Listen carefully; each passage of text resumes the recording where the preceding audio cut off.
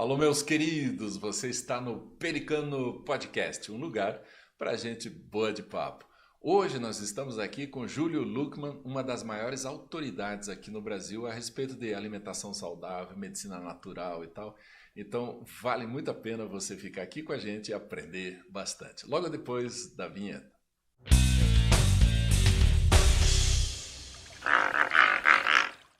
Então vamos lá, pessoal, um papo super legal aqui. Júlio, muito obrigado por ter vindo.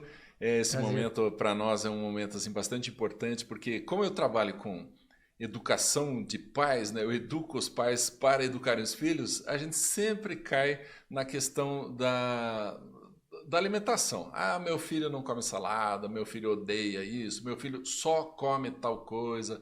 E aí eles pedem, os pais pedem para mim, Marcão, não tem uma dica? Você não tem o que eu posso fazer com meu filho?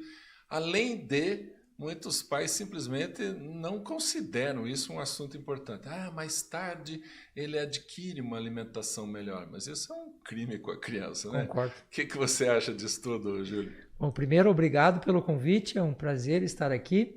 Sou um admirador do seu trabalho já de longa data e estar aqui contigo hoje, para mim, é uma satisfação. Bom, essa questão da alimentação, a minha vida dentro da escola começou como professor de filosofia, muitos anos, e pegando esse tipo de situação lá. E depois é que fui migrando para a saúde, fui para a neurociência, fui para a parte de medicina do sono e acabei fazendo nutrição. E aí, a nutrição é uma coisa muito interessante, principalmente quando a gente vai falar de educação dos filhos, porque nem todo nutricionista é pai e mãe e nem todo nutricionista passou lá na escola como professor. Então, às vezes, a didática dessa turma não é tão legal para a gente conseguir ir no coração do pai e da mãe. E eu me sinto um privilegiado por ter sido professor, por ter sido pai e aí ter sido nutricionista. Porque daí, durante até o próprio processo de estudo, a gente começa a se perguntar, e aquele problema lá que eu enfrentava na escola, como é que a gente resolve aqui? E aí eu vejo dentro da própria escola uma certa limitação em termos de alimentação, porque não se tem uma educação alimentar do jeito que a gente deveria ter. E eu vejo situações assim, vou te contar uma cena que eu vi numa escola há poucos dias atrás. Uma nutricionista fazendo um trabalho incrível, sensacional, ajustando a alimentação da criançada dentro da própria escola, e aí eu peguei as merendeiras num canto, as cozinheiras num canto, conversando sozinhas. Como elas não me conheciam, eu fui me entrosando, né? Aí uma delas falou o seguinte, não, essa mulher aí vai tirar os doces das crianças e tal, como é que essas crianças vão ter felicidade? Meu Deus Então, do céu. o conceito que ela tem Sim. é o conceito que muito pai, muita mãe tem, muita avó tem, muito vô tem, de que o doce é a felicidade, que o chocolate é o prêmio de você ter comido uma comida difícil. Sei lá, você diz para a criança assim, se você comer a salada, depois eu te dou o chocolate. O que você fez? Você colocou a salada lá no fundo do poço, e você trouxe aqui o chocolate como recompensa. Como prêmio. Ora, na próxima vez que alguém vai tentar, qual dos dois que eu vou escolher? Não tem erro, né? Sabe, Júlia, eu sou psicólogo também, né? Então eu tenho visto muitas coisas a respeito disso nas crianças. Os pais prometem como prêmio, isso que você falou, bombom, chocolate e tal. E aí o que acontece? Quando a criança tá triste, né? Ou melhor, depois quando é adolescente, quando o adolescente está triste, não tá, que é uma fase absolutamente normal, ele sente a necessidade de ganhar uma recompensa, uma premiação, um carinho para si mesmo. E vai fazer o quê? Vai comer chocolate. Ou seja, claro que dá para a gente comer chocolate, né? Mas o excesso daí dessas coisas, desse tipo de alimentação, traz o problema do sobrepeso, que é um dos maiores problemas na saúde mundial, né? Então a gente tem que sim cuidar desde pequeno. E quando você estava falando das avós, eu lembrei, a minha avó também falava isso, bebê saudável é bebê gordinho, né? E essa imagem do bebê gordinho é muito forte, né? Tem que fazer a criança estar gordinha. Cara, isso é terrível, né? Você já incentiva a obesidade desde a infância. E a gente precisa fazer o contraposto, né? A gente precisa educar uma alimentação, educar a alimentação saudável, trazer a educação da alimentação saudável para as casas. A questão eu entendo o vô e a avó com essa ideia do ai que fofinho, bonitinho, Porque num contexto de vida que eles levavam e que se tinha comida de verdade e que a pessoa tinha esse fofinho porque ela estava bem nutrida e bem nutrida sobrando, ela acabava tendo as suas sobrinhas também no seu corpo.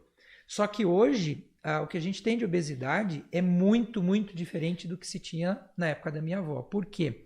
Porque o obeso hoje, ele é um obeso desnutrido. Então tem uma diferença muito grande entre um obeso nutrido, com tudo funcionando, com tudo bonitinho, com os sistemas todos operacionais, que, por exemplo, no caso dos meninos, quando eles entram na fase dos 12, 13 anos, que tem ativação de testosterona para a produção do órgão sexual masculino, para a consolidação das gônadas, se eu tenho os micronutrientes todos, eu não vou ter problema na consolidação desse órgão sexual. O que a gente está vendo hoje? Meninos obesos, desnutridos, com encurtamento peniano, com não desenvolvimento de gônadas. Por quê? Porque ele é um obeso desnutrido. Então, o que a gente chama hoje na ciência da nutrição de paradoxo do obeso desnutrido. Por que paradoxo? Porque um dia o obeso significava que ele estava tão bem nutrido que ele estava engordando. Hoje não. Hoje eu dou uma caloria vazia para a criança, engordo ela, não dou micronutriente e eu tenho desenvolvimento cognitivo afetado, desenvolvimento ósseo afetado, desenvolvimento articular, que é um problema gravíssimo.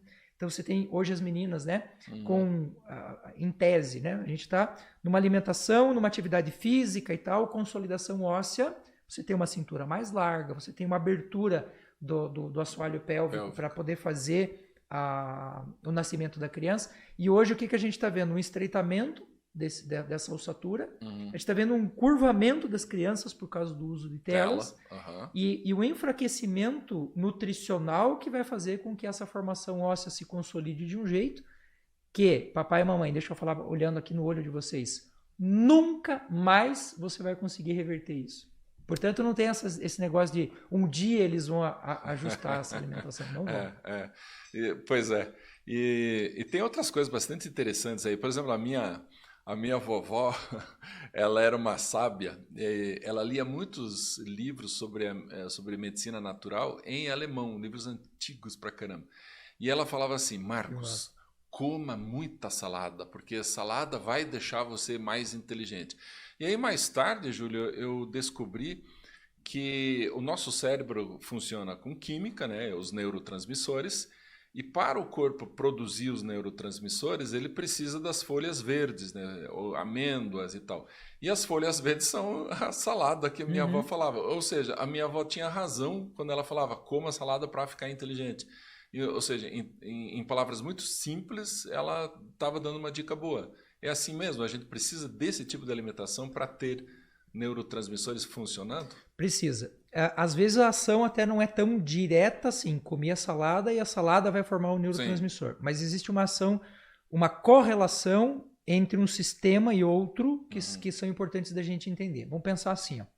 Imagina que você entrou no seu carro, ele é um V8, aquele motorzão 8 cilindros. E você está andando com o pezinho ali tranquilo. Você não vai gastar tanto, você vai ter um carrão e não vai gastar tanto. Agora, se você meter o pé no bucho, ele vai gerar uma combustão que vai não só gastar o recurso mais rápido, como vai gerar um detrito muito maior. Imagine uma criança que está crescendo, aprendendo, que você tem todo um sistema ali, então produção de radical livre, de toxinas e tudo mais. O que o corpo faz? Ele vai pegar essa toxina ela vai sair lá pelo fígado, o fígado vai jogar isso no intestino delgado. O fígado filtra isso. Filtra e joga no intestino delgado. O nosso corpo está preparado para processar entre 40 e 100 gramas de fibras por dia.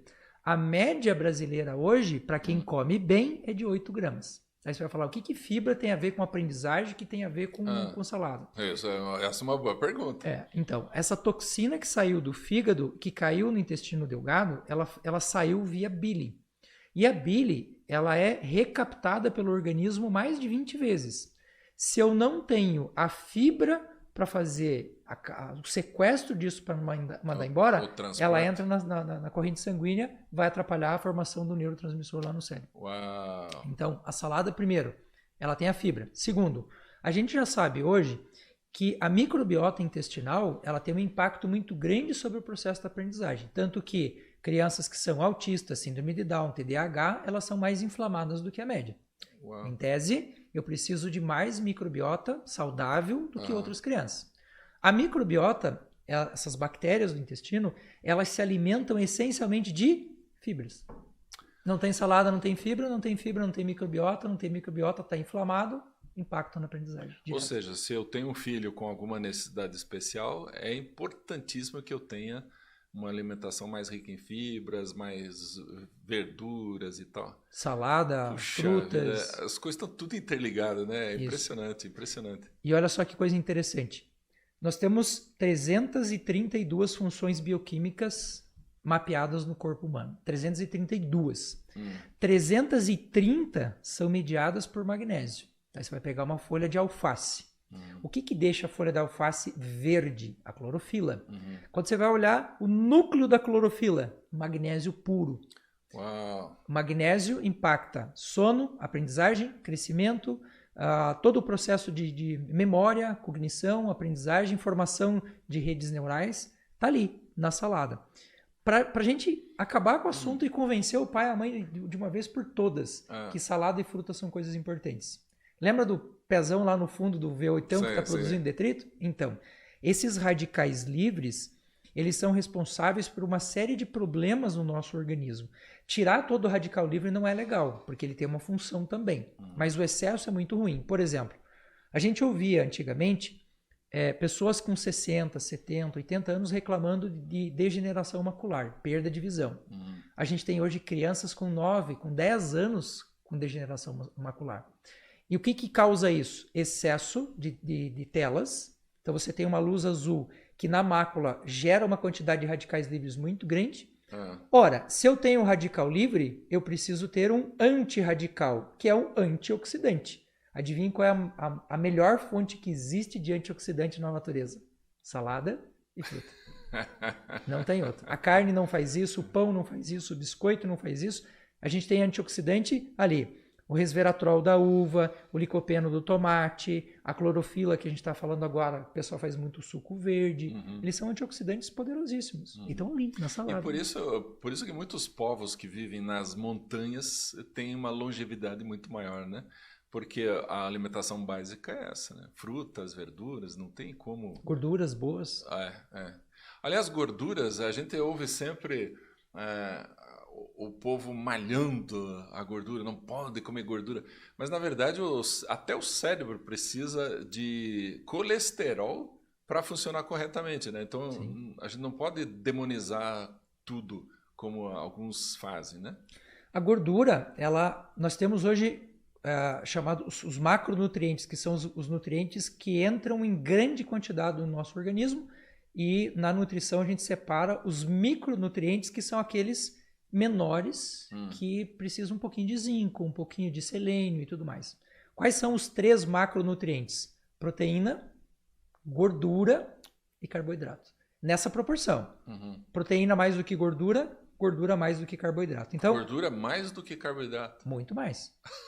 Só para você ter uma ideia, em termos de energia, né? Se você pegar 1 grama de proteína, você tem, para cada grama de proteína, 4 calorias. Se você pegar 1 grama de carboidrato, para cada grama de carboidrato, 4 calorias. Se você pegar 1 grama de gordura, ele tem 9 calorias, é mais do que o dobro. E hoje, por exemplo, na dieta cetogênica, né, que a gente diminui o carboidrato e aumenta a gordura, na dieta cetogênica, quando o corpo aprende a queimar gordura para formar a energia que o cérebro vai usar, é como se você tivesse colocado gasolina azul no tanque do seu carro. O desempenho, cara, o sono melhora, o desempenho é absurdo. Então, a gordura, ela não é um monstro. O que é um monstro? A gordura hidrogenada, margarina, os óleos que a gente tem por aí. Excesso de gordura saturada. Então, eu pego uma gordura de carne, é ruim? Não. O couro da galinha é ruim? Não. Agora, coloca isso em grande quantidade, você vai ter problema. Eu posso comer até 6 ovos por dia. Lá no ovo eu tenho proteína e gordura. Se eu aumentar de 6 para 10, eu vou começar a ter problema. Desequilíbrio. Porque aí eu tenho gordura em excesso. A gente tem lá os ômegas que você falou agora, né? Ômega 3, ômega 5, 6, 7 e 9. Na média, a gente precisa de uma proporção boa de ômega 3, bem mais do que ômega 6, bem mais do que ômega 9. Se eu começo a consumir gordura saturada em excesso, eu começo a colocar ômega 6 mais do que ômega 3, me tornou inflamatório, aí é problema. Então a gordura em si, ela não é, nunca foi nem nunca será um problema. O excesso dela, a falta dela, aliás, hoje é consenso dentro da nutrição que a falta da gordura é muito pior do que o seu excesso. Então, tirar tudo é pior do que se você não tomar. Cara, isso é impressionante, né? A gente não tem essas informações, né? Aliás, isso é uma coisa que eu brigo bastante. Brigo não, eu falo bastante nas minhas palestras, que eu pergunto assim, quanto tempo teu filho gasta na frente do celular? A média é de 5, 6 horas, né? É impressionante. Daí eu falo assim, olha, o teu filho na frente de um celular fica 4 ou 5 horas todos os dias, durante quanto tempo? Durante quantos anos? Já tantos anos. É o tempo que um cara faz uma universidade, faz um curso universitário. Verdade. Daqui a 4 anos, fazendo 4 horas por dia, ele tem um diploma. E daí eu pergunto assim, o que ele produziu nesse tempo? Nada. Então, ele fez um curso sobre alimentação, daí eu pergunto, né? Fez um curso sobre alimentação saudável, atividade física apropriada? Nada, eles simplesmente não fazem nada. Eles torram esse tempo só recebendo, né, na posição passivo-aceitante, recebendo informações que não vão ajudar em absolutamente nada. E eu vi uma vez você falando numa palestra do uso de tela à noite, né? O adolescente vai para a cama, ainda fica vendo coisas no celular e tal, e daí diz que não está com sono, por isso que continua no celular, e na verdade é o contrário, né? Pelo fato dele ter usado. Então, esse outro lado da história, né? Eu tenho uma alimentação saudável, mas depois eu estrago isso com falta de sono de qualidade, né? Pode complementar isso, por exemplo, com a tela de noite antes de dormir? Sim. Se a gente for olhar todos os processos biofisiológicos, os grandes sistemas, né? O sistema do sono, o sistema da digestão, o sistema da respiração e tudo mais. Se você for olhar a importância que o sistema do sono tem sobre todos os demais, é simplesmente absurdo. Então, o sono, para mim, dos 5 sistemas principais, é o que vem em primeiro lugar. Não tem a menor sombra de dúvida. Agora, vamos pensar assim. Eu e você somos frutos aí de um processo de programação genética de milhares de anos. E o nosso corpo ele não está preparado para viver o mundo que a gente vive hoje. Ele está preparado para o mundo da caverna lá atrás. Então você imagina assim, o ciclo circadiano, que é o ciclo do dia e da noite, ele é monitorado no nosso cérebro por uma glândula chamada núcleo supraquiasmático. Esse núcleo diz hora de dormir, hora de acordar. E como ele faz esse botão de liga e desliga, ele também vai dizer, libera a melatonina, agora para e libera a serotonina. Agora libera o glutamato, agora libera o GABA. Só que o que determina que o núcleo supraquiasmático faça essa regulação é a frequência de luz que você recebe. E o que acontece na natureza? Baixou às 6 horas da tarde, a única luz que você vai ver é a luz amarela das estrelas e da lua e do fogo. Você não tem outra. Se você olhar a base de uma chama, você vai ver que a base da chama é azul, onde a luz está mais intensa. Quando a gente tem uma luz azul muito intensa, qual é a comunicação que você está mandando para o teu cérebro? Ainda é fogo, dia.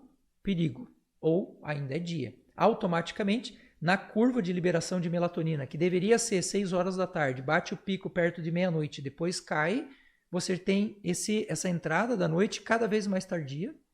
Esse pico, ele precisa, é como um carro, né? Você embala ele aqui para ele subir o morro lá.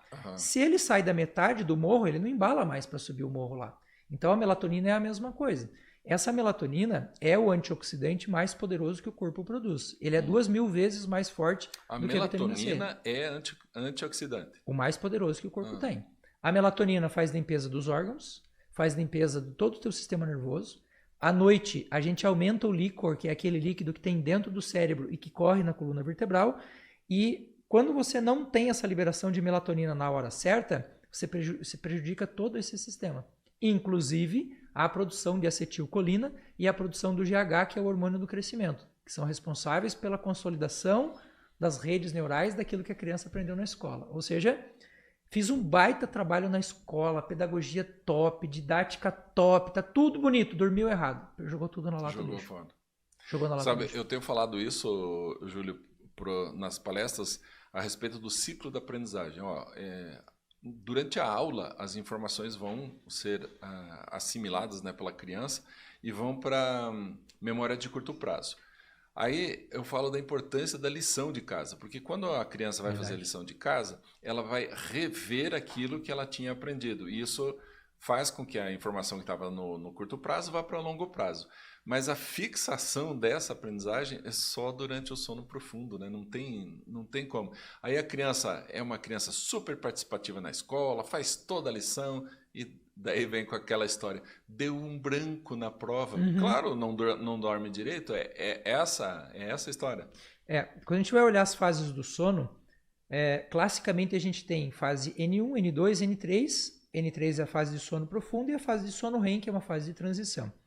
Durante a noite, a criança faz vários ciclos, né? O ciclo tradicional de sono é entre 90 minutos e 120 minutos, 2 horas. Então a gente faz pelo menos 4 ciclos de 3 a 4, né? Isso. Só que, se a gente for olhar a liberação de melatonina e a regulação dos ciclos de sono, você vai ver o quê? Antes da meia-noite, ciclos de sono profundo largos e profundos. Quando passa de meia-noite, 1h da manhã, começa a ter um encurtamento. Não só ele vai ficando mais estreito, como ele vai tendo um encurtamento.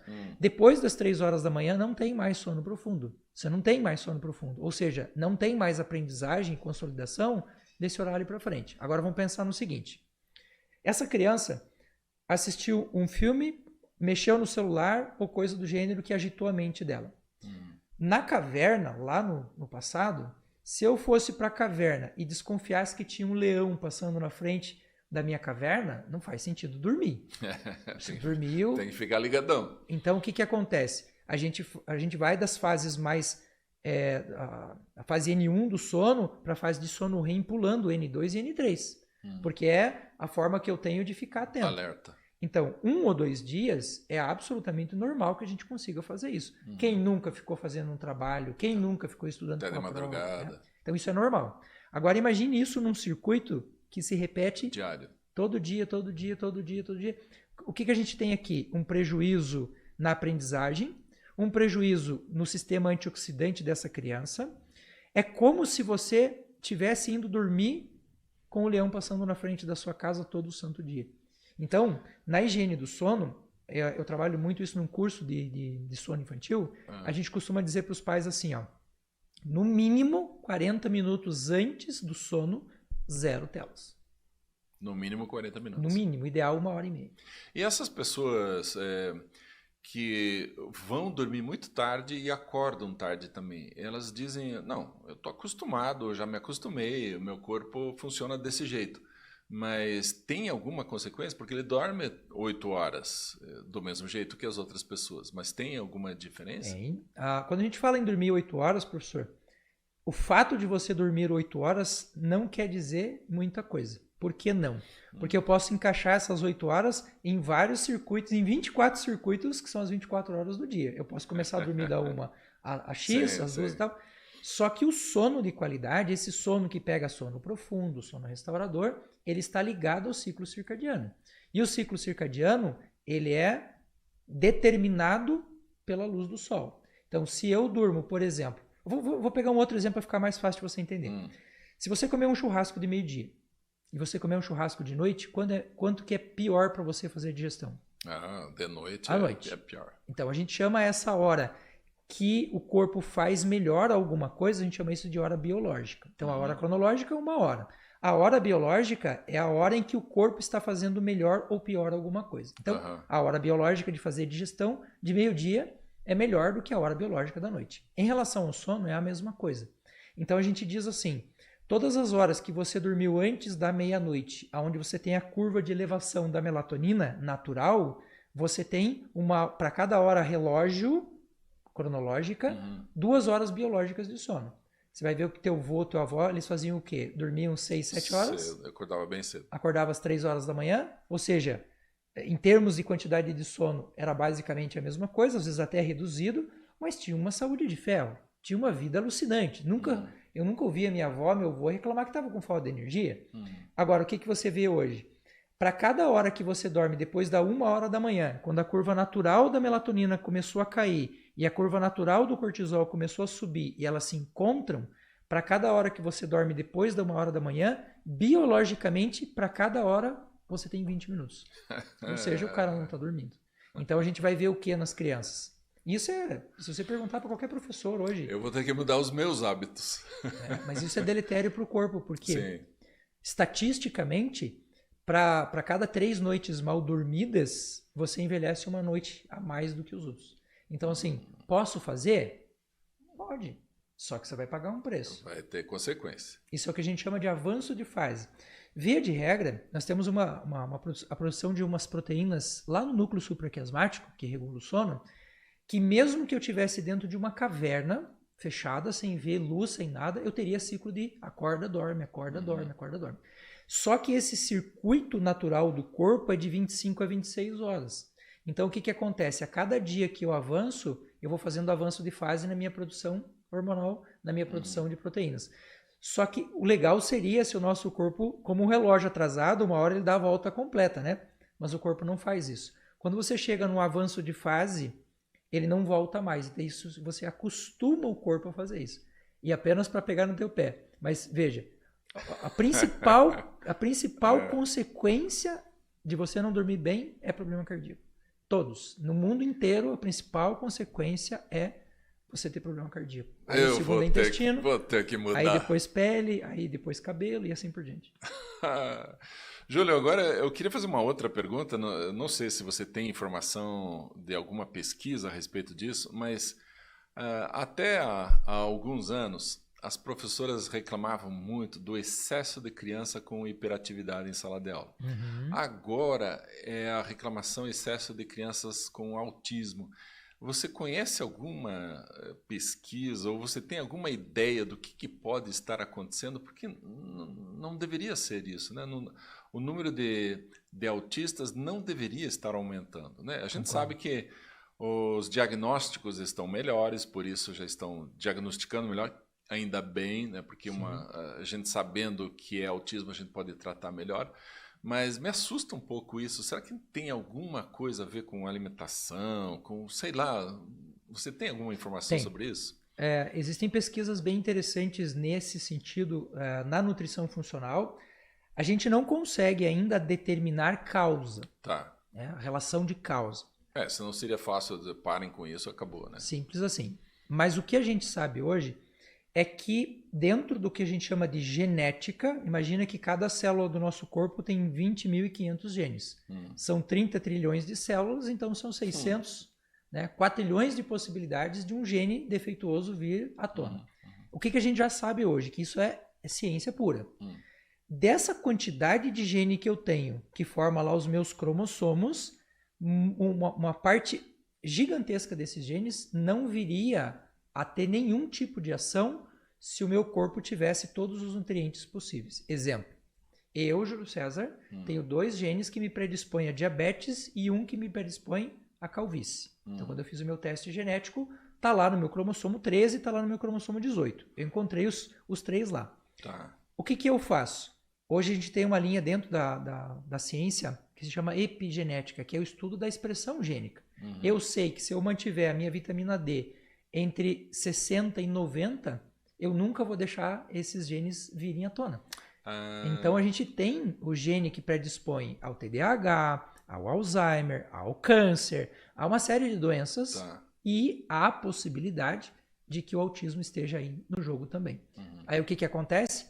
Mamãe desnutrida, mamãe inflamada, criança desnutrida, criança inflamada, expressão gênica.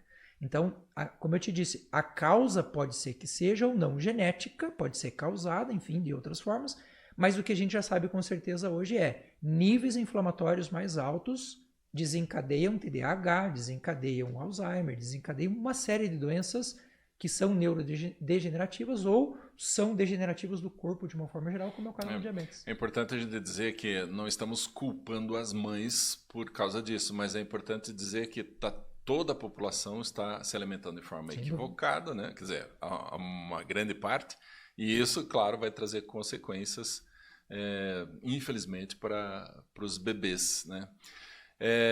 Bom, talvez a gente tivesse mais um monte de outras coisas aqui para a gente conversar, eu acho que seria bem legal, mas sabe de uma coisa, Júlia? Eu estou construindo, né? Estou fazendo um curso digital para pais E eu acho que seria muito interessante você fazer um módulo dentro desse curso ensinando os pais sobre alimentação natural, saudável, que tipo de alimentação vai ajudar melhor as crianças a se desenvolverem, desenvolver inteligência e assim vai, né? Seria bem interessante. Vamos fazer? Sim, com certeza. Oba! Então tá. Bom, gente, então, Júlio, eu quero te agradecer de coração pela tua participação. Muito obrigado por ter vindo. E você que está nos assistindo, aproveite para enviar esse vídeo para outras pessoas, para que elas possam também ter informações de qualidade. Valeu, gente. Um grande abraço e até mais.